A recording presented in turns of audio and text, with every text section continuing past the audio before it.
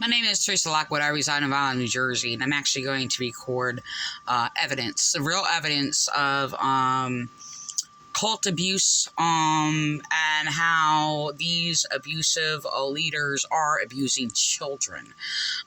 It's really sad what they're actually trying to convince people of. I was actually bullied and abused in this cult church. The thing is, they actually attacked my children when I was in there a couple of times. And the thing is, I did leave. They made up lies about me coming back. No, I'm sorry. First of all, who I am and of the kingdom of God does not live in your delusions, nor do your delusions project who I am or anything about my life. But this is what they do. They sit there and make up lies every time I actually speak the word of God against their blasphemous lies, their abusive cult doctrines, including the abusive doctrines in regards to them claiming that grace is unconditional love and things like that. So I'm not holding the responsibility to this kid. This kid is brainwashed. Now, the thing is like, people can sit there and claim, okay, well, it could be the same for them because they're brainwashed and misled and all these other things, and you should look at them the same or whatever. No, the people who basically were in there, they literally abused me, bullying me and slandering me, for kindly enlightening them, and they destroyed my children and my family. So not only that, them trying. Now, this is the thing. I actually did, I had a thing with my children because, I grew up in a cult, okay? So, and I realized, okay, there's going to be bad people in churches. There's going to be bad, in your workplace, in schools. I grew up in schools where, yes, even the younger children were bad, okay? I basically have been isolated and mistreated most of our life in school since I was even in elementary school. So, I actually had this so-called one friend that actually used me and bullied me, okay? And we had many good adventures together. So, the thing, yeah, I loved her. It was just, she was just mean. She's put me to tears before and things like that or whatever. And, yeah, it was very devastating. It was so painful when she basically told me she wasn't my friend anymore or whatever because she wanted to be friends with somebody else. It was really terrible. So, look, I'm not those people who basically say, kids are psychopaths. It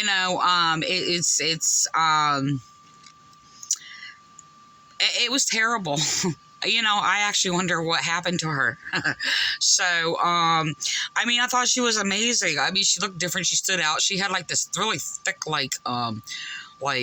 sunset orange hair. Or, I guess, what do you call it? I don't know. There's different, colors. Okay. You get into all that. But I thought her hair was beautiful. I thought it was amazing that she was my friend. So, yeah, so she was mean to me. So, I don't know. I'm not going to sit there. I don't know. I never, built a tolerance for abuse or anything like that. But I don't know if I developed from that. I know I developed different ways, through people just always, most people, I had a few friends who treated me kindly, but, people treating me I was surrounded by evil people all the time. So, being surrounded by evil people and trying to communicate to people to even survive and be able to communicate with people.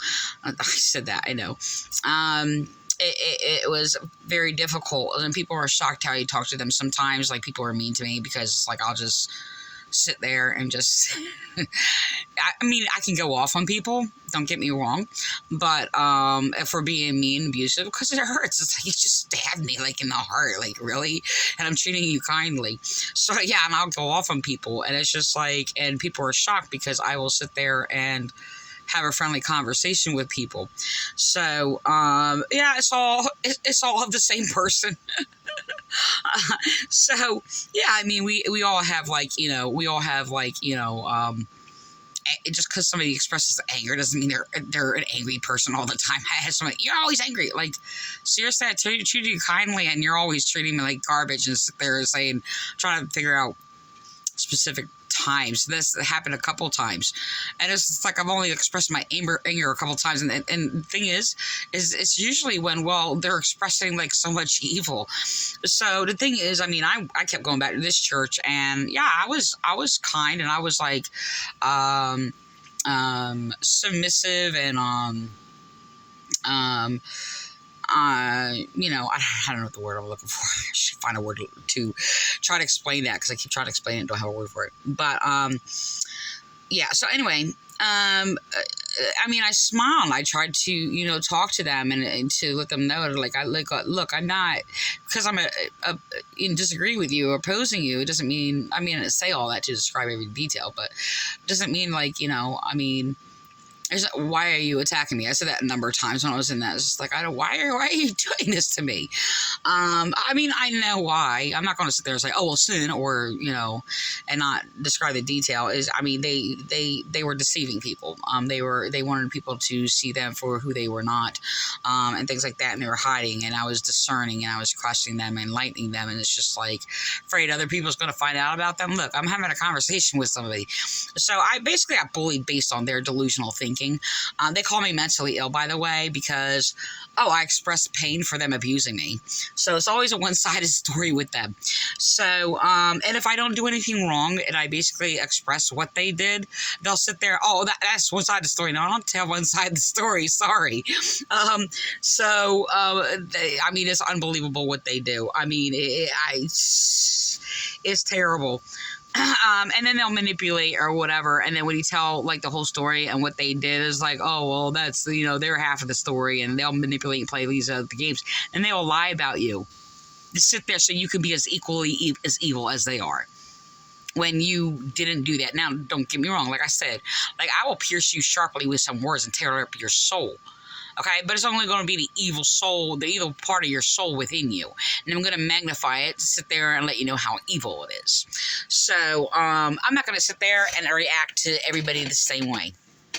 Is the thing. This person I'm about to record, I'm not going to hold him responsible. Matter of fact, it should be questioned, because, I have the same kinds of fears, and they can sit there and use him and his experience and the wrongs he does and try to sit there, and they're using him as a prop, first of all. Okay, and they may be questioning that, it's because his wrongs or whatever he did. But the thing is, it's like they messed this kid up. They really messed it up, and he expresses like he's afraid of his own shadow, and I was like that in there. It wasn't because of shame. They're trying to compare it and make up whatever they want about me. So it's just like, no, I was a shy child since I was, a child. I've been bullied since I was a child. So I've been humiliated in front of school classes or whatever, and I was like a good child. I never did anything wrong or anything like that. And I was just brought up. I mean, I was basically told I was going to hell because my ears were pierced. My aunt got my ears pierced, and I never thought of anything wrong with it, but I was humiliated and given this impression that I was going to go to hell or whatever, as they perverted the Bible. If it offends thee, cut it off so you don't perish in hell or whatever. I was like confused. Like years later, I even sat there and started questioning it. And the thing is, I experienced God. And I was like, why am I questioning this? That's when I started actually studying about Bible abuse. What I did is I basically broke down the Bible, studied the Bible, and actually tried to prove to if the Bible was true or false. I found out that their ways and how they were perverting the Bible is actually false. So you're actually going to hear it here. I cried. I couldn't do this video. I went to record it a couple times, and it grieved me so bad. So the thing is I don't know. He could have done wrong things, and what they do is they often put false guilt trips on people, and their false leader, William Clay, my main persecutor, echoed or whatever because I spoke against their abuses and false guilt trips and things like that or whatever in the churches, and I said, liars go to hell. You're gonna go to hell. And they're trying to play this games or whatever because he was like so bad as a kid or whatever. And he's like, oh, I'm going to go to hell. That's what I heard. No. You're literally, as adults and know better, practicing evil is what you're doing. Okay? And, I mean, it's just like, I mean, look, my son was always rebelling a bit about something or whatever, sitting there fighting against everything, about anything and everything. The thing is, my children were kidnapped by a cult.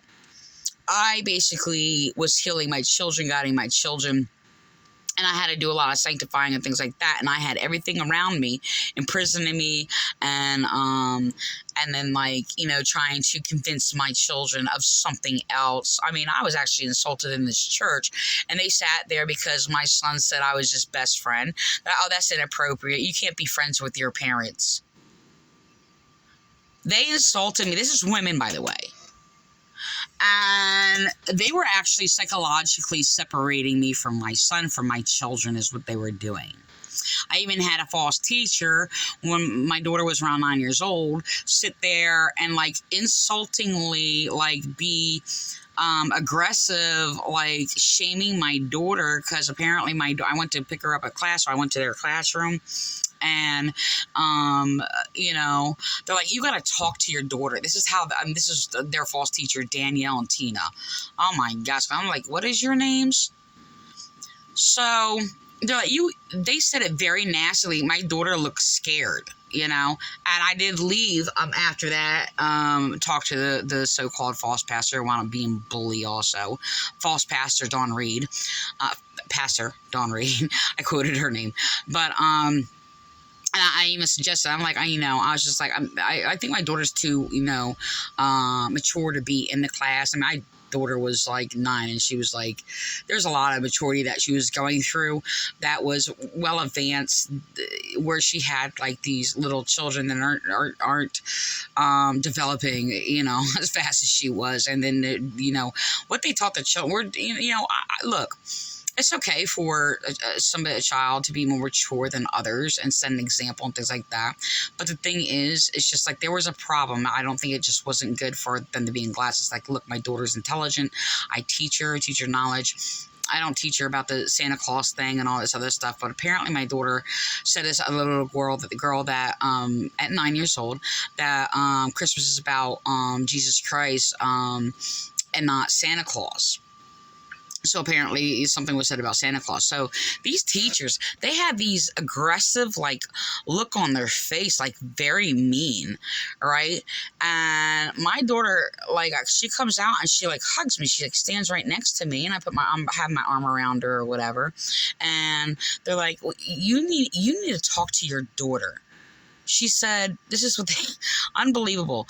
They sat there and said, she told another little girl that Christmas is about Jesus Christ and not Santa Claus, and said, that she might upset some parents. I hugged my daughter. I'm like, what? I said, I'm trying to comfort her because she's hugging me, right? And I was just like, I said, yeah, it's just like, yeah, Jesus is, Christmas is, I was trying to be nice to them, or kind, should I say. A lot of play on words around the word nice, got a little comical for me. It's not anymore. Somebody tried to use that after I wrote about it. But, it's kind of like finding out, like, seriously, yes, I did sit there and say to children or whatever, oh, you're so silly. And then I looked that up, and I actually found out that the term, silly actually meant stupid. I didn't know that. I stopped using it. I'm just like, oh my gosh, I was telling children I was stupid, but not really. I wasn't. People use it as, funny and, whatever, laughable anyway. So the thing is, it's like, this is what they were doing. And the thing is, it's just that, look, I realized, like, I grew up with abusive leaders. I mean, besides the pervs, I guess they are too. Perverted everything, the word of God, false teachings, and all kinds of stuff or whatever. But most of them were mean. Not all of them, but most of them were like really mean and bullying. It's really terrible. So the thing is that look. I just try to realize, and pinpoint, exactly when I wound up just being scared of adults. And I think it was also because, older, it happened when I was older, where there was like child sexual abusers and things like that or whatever. I was not personally like, well, still sexual abuse, but I was not personally sexually abused or whatever. It was attempted, so I guess attempted is the same thing. So the thing is how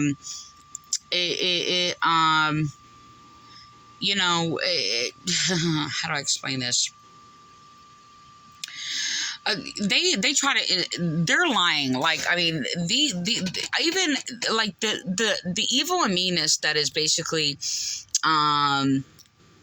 of these chaplains that are bullying me, committing hate crimes against me, and slandering me and doing all these things. Chaplains of the Vineland Police Department. They were literally made chaplains because they were abusive and attacked Christianity, and because their doctrines were abusive, that basically silenced victims.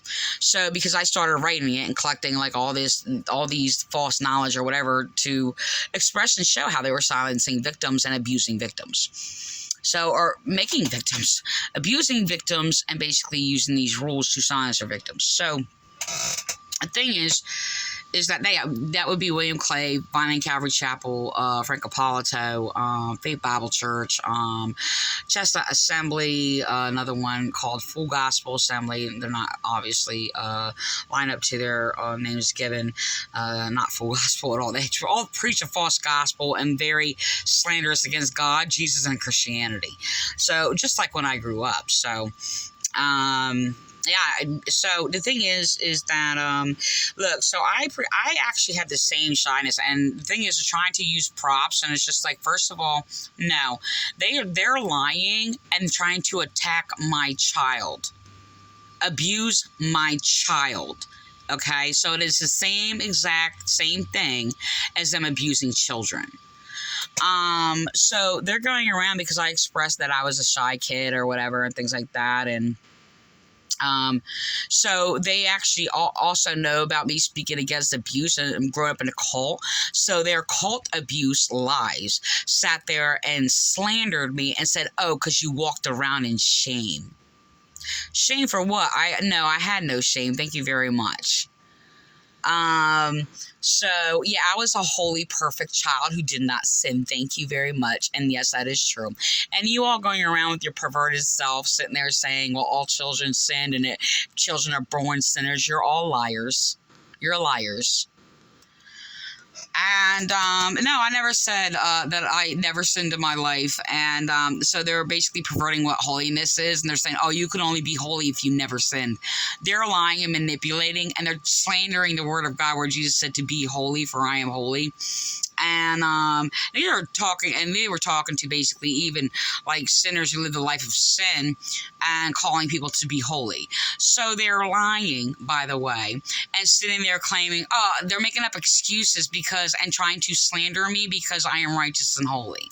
So, they keep changing it and lying and lying and lying. That's their psychopathic mental disorder. Okay, so I just want to, because I put all that in, I just want to clarify that I am not speaking that to this person, but I will want you to recognize the abuse. I highly doubt it was like he is sitting there and doing this because he did something wrong. Then they're trying to put a guilt trip on him and blame him if he did something wrong or whatever. Excuse my I have a tea tongue. Sorry about that. I've been drinking, I drank like 3 cups all through the night of tea. So, 3, 4, 1, 2, 3, 4, something like that. But anyway, they're putting false guilt trips on him, and they're using him as a prop. Okay? They strip people's minds down. They're abusing children. Okay? And the evidence is here. The thing is, they're convincing him lies with false doctrines that actually was infected my son. My son went around with false guilt trips around, okay, refusing to accept anything good and sitting there justifying evil or wrongs or whatever, because that's what he is like worthy of, because they went around convincing my son lies of Satan. Okay, sitting there saying grace is undeserved love. I had that argument when I was in there when they tried to teach me that. And of course, I just basically just responded and I said, I was just like, I would never tell my children that, like, you know, they don't deserve my love. But, it's kind of like, oh, I love you, but you don't deserve it. This is what they're saying. But that's how they treat people. And I grew up with that mentality. I don't remember the specific words of grace is unconditional. Undeserved love or whatever. The false doctrine about unconditional love is also a lie. So they found a forged false Bible that actually throws unconditional love in there. That's what the Word of God says, which contradicts against all the teachings of Jesus Christ. No, it does not. There is no place in the Bible whatsoever that sits there and speaks of in regards to God to man, that God's love for man is unconditional. That is a lie. So I've been speaking against that lie for many years. That's why he made hell for people like you. So what if this guy, he's speaking all these things? Look, what his behavior right now, I don't really believe that. He's very confused. He can be a made an evil pastor. They're creating atheists, by the way, anti-theist atheists. All they do, look, there's so many atheists online that basically grew up in like churches, even going to church regularly. I even encountered somebody who even went to a Baptist school, had the same curriculum program that I basically had, and all these things or whatever. Is really strange. And he was obliviously ignorant to the Bible. The only difference is between me and them is that I was selected out by an abusive teacher, who often brought me in front of a class to humiliate me, for just to abuse me. Like this situation, bring me up in front of the class. He did it in front of class and open a Bible, and he told me I was, basically passive aggressively convince me I'm going to hell because my ears are pierced. So for a while I thought I'm going to hell if I don't cut my ears off. And the thing is, I've already experienced God since then. Like, I had to meditate on that over and over and over. This doesn't make any sense. And I question God, like, why am I going through all these? You gave me this. I have this insight. I'm separated from these things. Why am I going through every situation blindly? And what is happening is that I'm going through situations that everybody else goes through blindly, even separating that and knowing the knowledge, because it's just like, if I know this, why am I experiencing it like this? It doesn't make any sense. If I experienced that before and they're doing the same thing again, why am I still, I prayed these things to God, and it's insight was given, and it's just like, I'm still experiencing the same suffering that people are experiencing, not having that extra light of God. So I have a separation that is put in me that still separates me from them, but I'm still obtaining the same experience. So I had to meditate on that when I was basically given a spiritual experience of God when I was like 7 years old. And these churches didn't express anything like that. They didn't sit there and say they experienced God or the spiritual experience. I had no knowledge in relation to man. And regarding to that, they were just like nonchalant people, very, your regular, traditional, church image with, of course, all the unseen, basically perversion and abuses behind the scenes. But, pretty much like the Little House on the Prairie type deal or whatever. And the thing is, an appearance on the outside. So the thing is, it's just that, I mean, when it happened, when I had this spiritual experience of God, I couldn't explain that I had an spiritual experience. I could not tell anybody. I had no words to express what I experienced. So the thing is, what happened was, it was very strange because when I I came, because I played in the woods a lot, and when I came in, and every day they would stand around, we would all stand around the table before we sat down. No, I think there's some images where we sat down. Okay, there's 2 different images about that.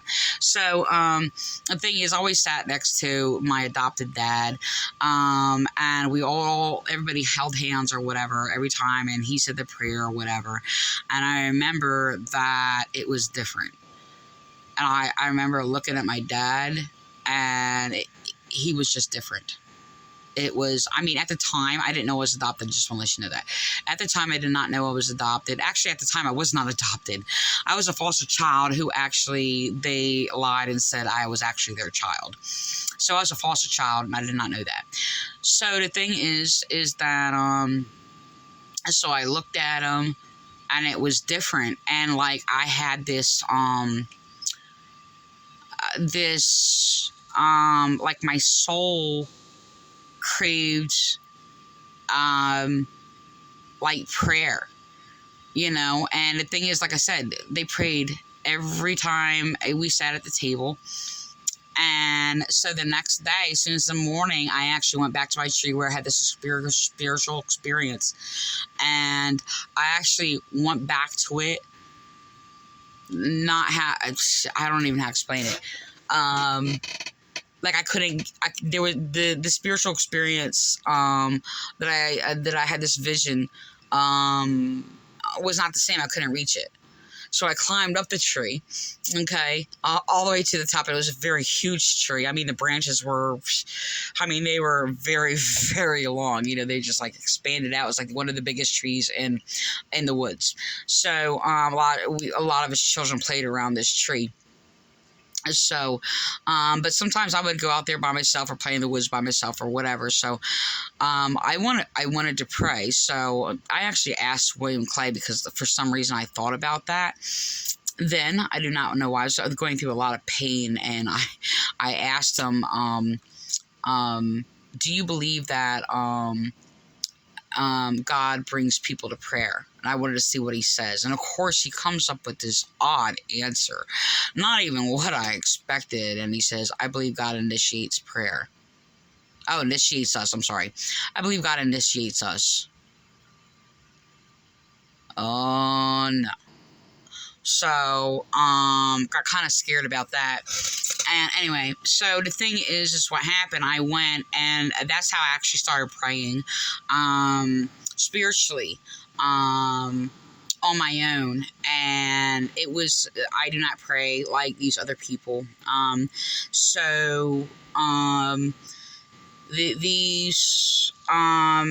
Yeah, I still, I'm still, like, I reach, like, I'm looking for, I'm looking for God, okay? When I go back to the place, I'm looking for God to find God, in my vision. I didn't see, like, even, like, an entity or anything that, in my vision, that God was there. I was given a vision, and the presence of God was there. So,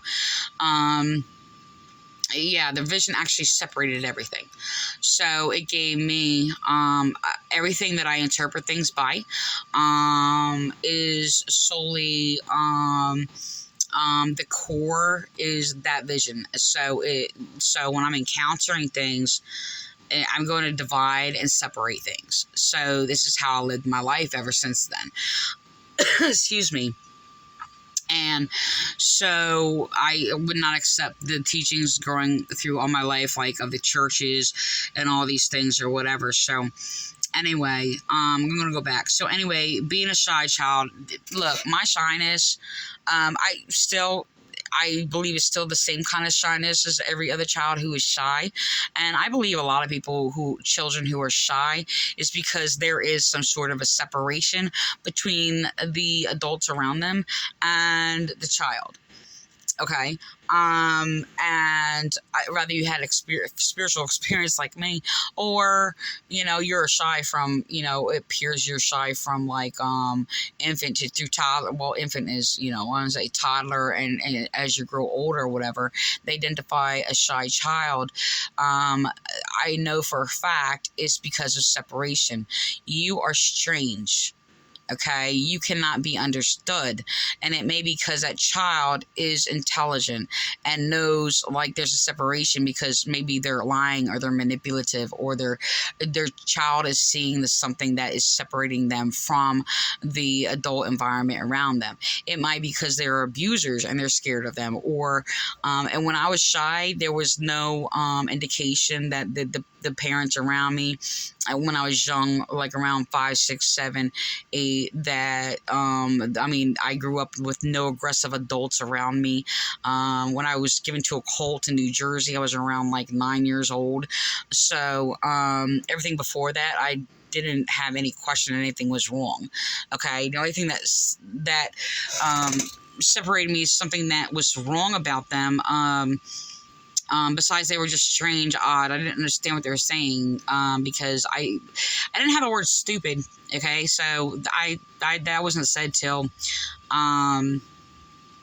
later. I didn't understand. I didn't know those words or whatever, but I couldn't identify it. It would be the knowledge without the words, the verbal, like English language or whatever. It's just how do I say this?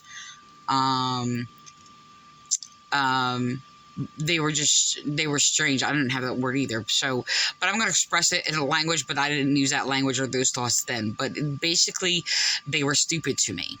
Okay. And, it's just like I had knowledge that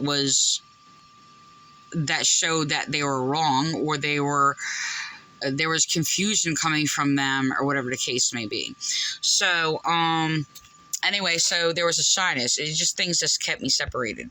So, like I said, I think that could be indicating different for different people, but the reality is still a separation. It's still a separation, and there's a division between the child and the surrounding people and adults. So I think that's basically a separation, because adults just may be dumb, nonchalant, to being abusive, to whatever. Either way, that is a cause of shyness. I just want to let you know. So, yeah, that is from my original works. I am going to record him. Now, the thing is, this sounds like a lack of intelligence. He's trying to mimic, doing all these things or whatever, but there is a separation. So, I don't know if the fear actually, or the separation, or the division between him is due to his own family, or I'm not going to sit there. They're trying to, point out this whole thing that he did something wrong, and it's a bunch of bull. Okay. I'm not saying he's not feeling guilt of it wrong or anything like that or whatever, but he's doing it wrong. So, I mean, I actually want to do another part. I'm going to record this, but I'm going to do another part to put this more in the beginning.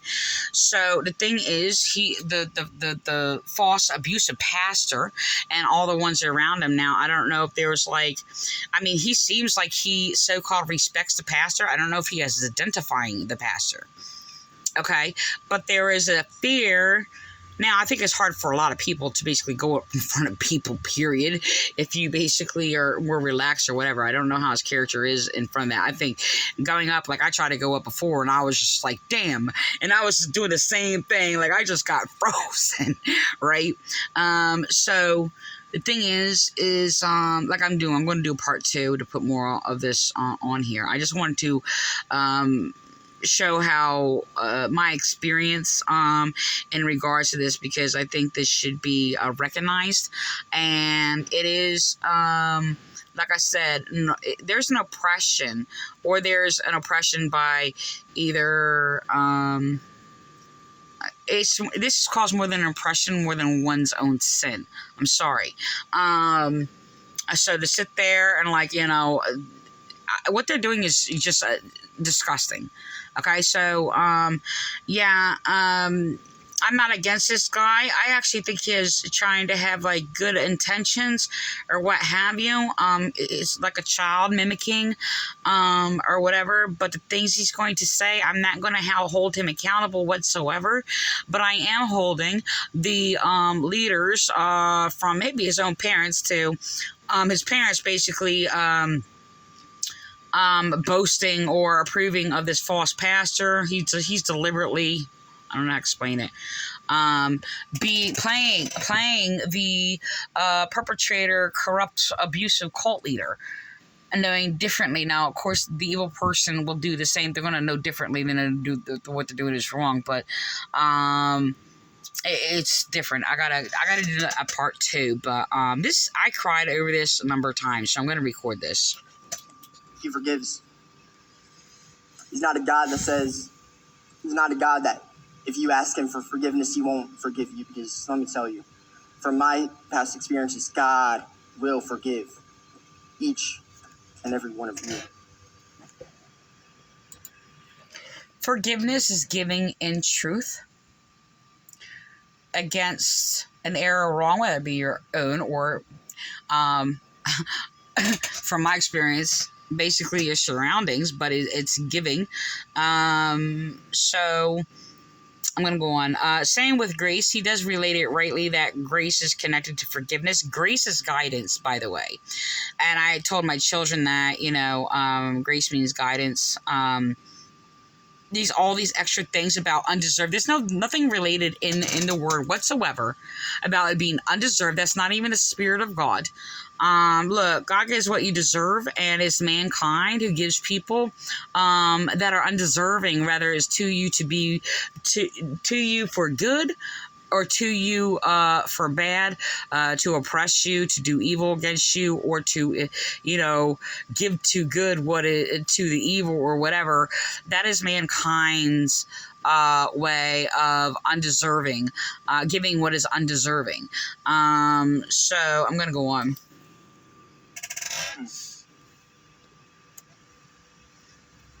See, God's forgiveness is for everyone who calls on him. Because our God is a forgiving God.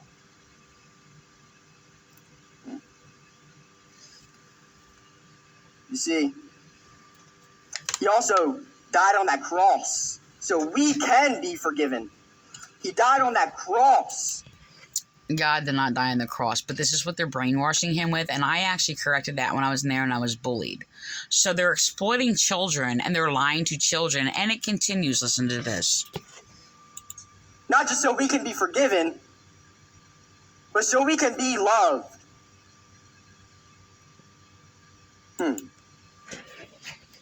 False guilt. Does Jesus die on the cross so you can be loved? That's not true.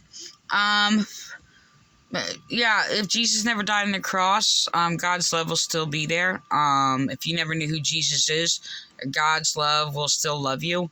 And the only thing that God's love does is tell you the truth. Why these people are exploiting him while they're claiming love, they do not love him.